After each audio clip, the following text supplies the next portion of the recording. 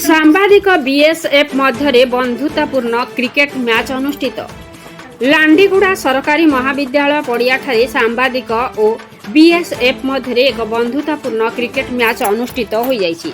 एही अवसर में बीएसएफ रो 180 बाटालियन रो कमांडेंट कैलाश लुखा मुख्य अतिथि भाव जोग देइथिले। अन्य अधिकारी मध्य डेप्यूटी कमांडेंट शैलेश कुमार वैष्णव, DCSC Rosen, DC Girish Chandra प्रमुख अधिकारी उपस्थित रही खेलाड़ी को उत्साहित करथिले।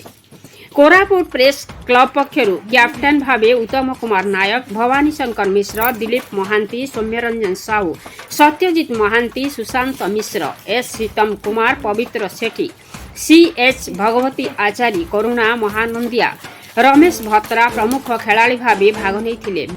बीएसएफ दल जीतिथिबा बेले सांबादिक एकादश रनर भावे पुरस्कृत होइथिले। सूर्यनारायण पंडा, निशान पटनायक, सुंदर पाणी, मदन मोहन साहू प्रमुख सांबादिक खेलाड़ी माननको उत्साहित करथिले। बीएसएफ रो राजिंग डे अवसर रे एही खेल अनुष्ठित होइथिला। प्रमोद चेनांक रिपोर्ट, मसीहा न्यूज। आपण मसीहा न्यूज रो यूट्यूब चैनल को सब्सक्राइब कलेनी कि? जदि करिनाहंती एबे करिनियंतु। एहा सह मसीहा न्यूज रो फेसबुक पेज को और ट्विटर को फॉलो करंतु।